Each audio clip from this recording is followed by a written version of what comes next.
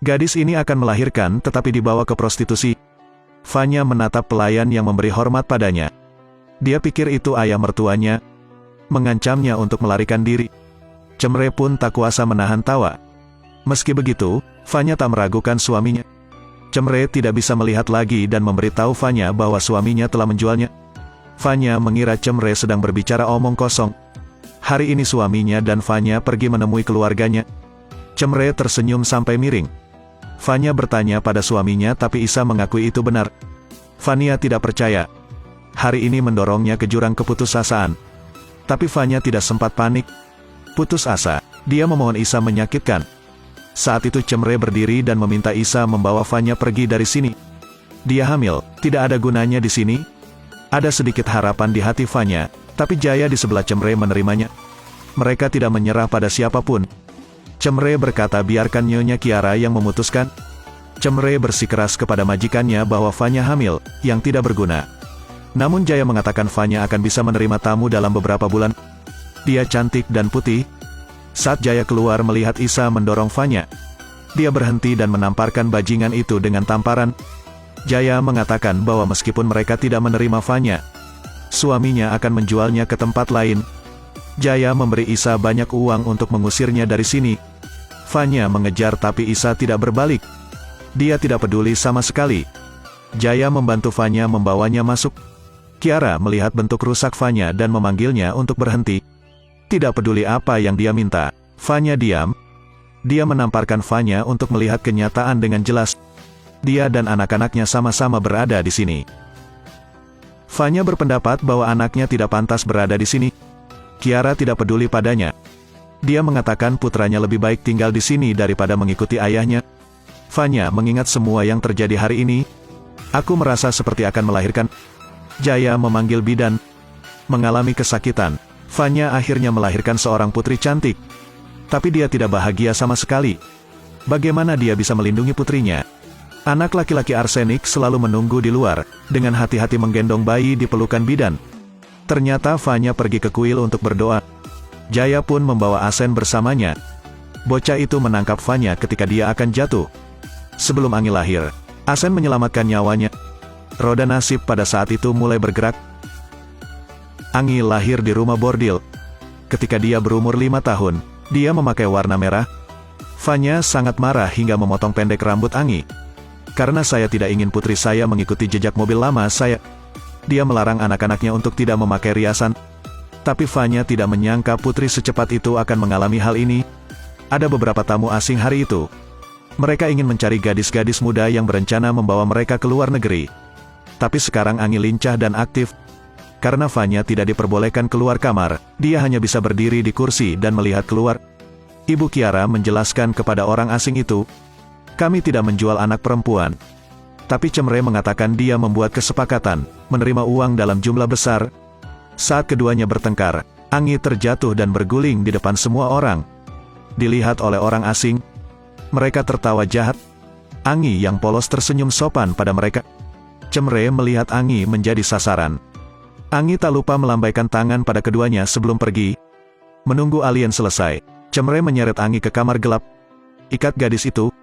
Peringatkan mereka untuk tidak mendekati ruangan itu. Saat Fanya mencari Bu Kiara sambil mengemis.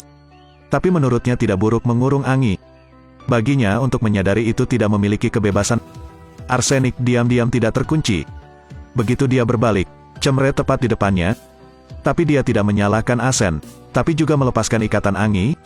Bahkan memberi 2 anak uang untuk membeli permen. Benar-benar membingungkan orang. Cemre mengeluarkan lipstiknya dan merias wajah. Angi penasaran dengan hal-hal tersebut. Cemre mengatakan bahwa jika Angi membantunya dengan satu hal, dia akan merias wajahnya.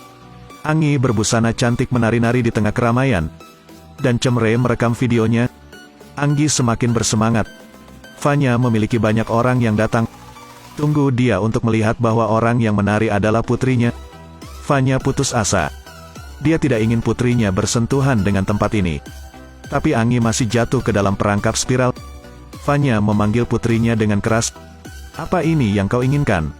Dia ingin memukul Angi tetapi dihentikan oleh Cemre. Cemre memasukkan uang itu ke kerah Fanya. Anda tidak tahu seberapa baik putri Anda menari. Cemre mengirimkan video Angi menari ke inspektur. Mudah-mudahan dia akan mengirimkannya ke orang asing di luar sana.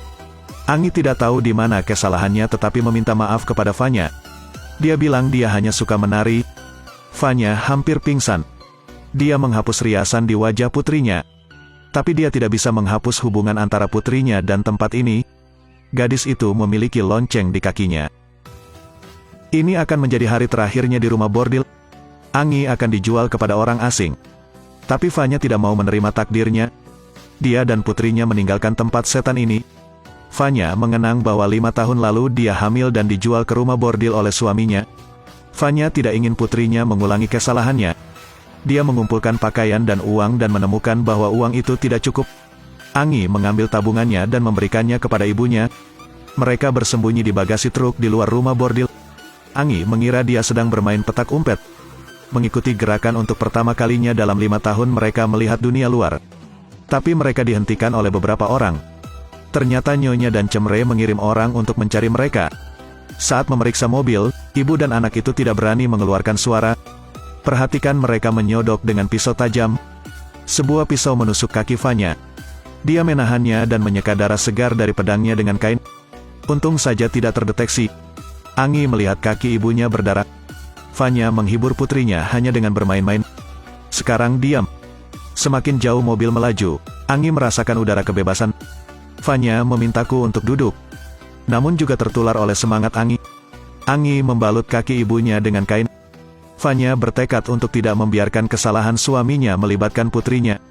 Pengemudi menerima telepon dari Cemre, yang awalnya adalah truk pakaian tua dari rumah bordil. Cemre meminta sopir untuk mencari lagi. Fanya tepat pada waktunya untuk menghadapi pengemudi. Dia mengarahkan pistol ke arahnya, memerintahkan Angi keluar dari mobil. Tetapi pengemudi memberitahu Cemre bahwa Fanya dan ibunya tidak dapat ditemukan. Dia mengatakan dia juga memiliki anak perempuan berusia 4 tahun, jadi dia mengerti sakitnya menjadi orang tua. Mereka membiarkan Fanya dan putrinya pergi, dan keduanya berlari ke depan. Kebebasan melambai kepada mereka. Mereka naik becak ke dermaga, tapi Angi ingat temannya Asen dari rumah bordil. Ketika Fanya berkata mereka tidak akan kembali ke sana, Angi tidak mengerti mengapa dia harus melarikan diri. Dia hanya merasa bahwa dia tidak akan pernah melihat Asen lagi. Keduanya adalah sahabat yang tumbuh bersama. Angi sangat sedih. Dan kapal inspektur yang datang membantu Fanya juga sudah berlabuh.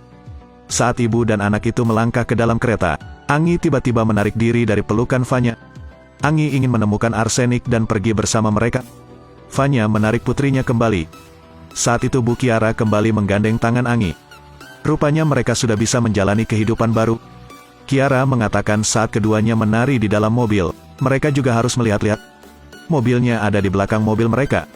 Begitu saja, ibu dan anak itu ditangkap.